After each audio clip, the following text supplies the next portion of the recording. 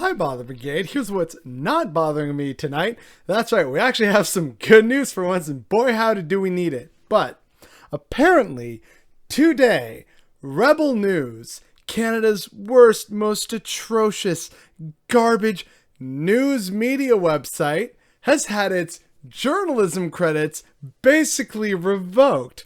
So the way this works is a little bit complicated, but for those who mercifully are unaware, Rebel News is kind of like our Breitbart, but also really terrible. This organization run by Ezra Levant, they are really terrible, extremely biased, and yet a bunch of their supporters are like, oh, everything else is propaganda. This is the real news. And it's like, it's really not. The lack of self-awareness is stunning. But anyway, this organization has been tied indirectly to potentially inspiring the Christchurch Shooters Manifesto.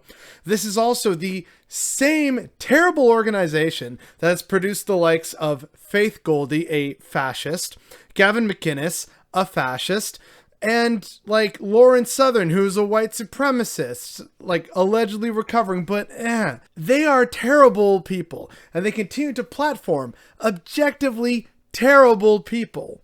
So, with this in mind now, as that kind of key background, here's basically the story.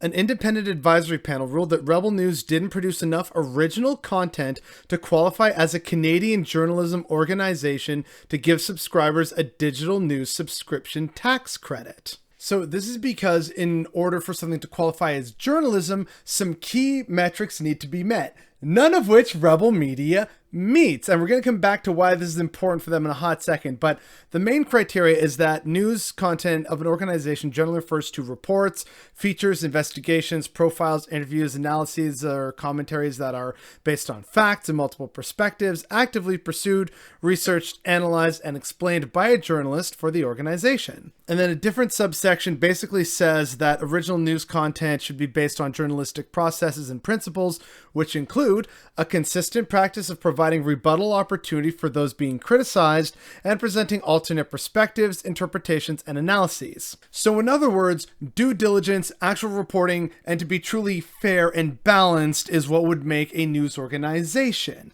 And if one is successfully deemed to be a proper news organization with, of course, original content, keep that in mind for what we're going to get into in a hot minute, that then means that you can then provide, as part of, here, please subscribe for our news content, and you'll get like a rebate or a deal or whatever it may be, right? That's what's allowed. And so that's what's been targeted for Rebel News. Why that stings for Rebel News is that is how they maintain their grift, by saying, we're the real media, we're so hard done by, so that's why you need to give us money and donations so, we can fight the good fight and platform fascists so that we can actually share the real news about why the earth is flat and whatever other drivel, right?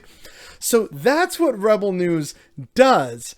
They've now basically been kneecapped by this advisory panel that says, you're not really a news organization because you haven't met the key metrics. And apparently only like 1% of what they post is original news content. So the advisory panel also didn't like that. So the advisory panel said, so you know what? You can't actually have this kind of subscription credit, basically. So their subscribers can no longer get a digital news subscription tax credit. And that's kind of gonna mess with them a lot, because that's how they maintain, a lot of their current money when they're not, being sued by people for defamation or libel or whatever. So, that's what's happened today in Canada, which is objectively a really good thing. But unfortunately, there are a lot of people across social media and in several group chats, might I add, that are talking about, this isn't freedom of speech. And I remind people, hate speech is not protected speech in Canada, so away with that nonsense. But there is a frightening number of people who are, in principle anyway, agreeing with the idea that Rebel News is somehow news when it objectively isn't.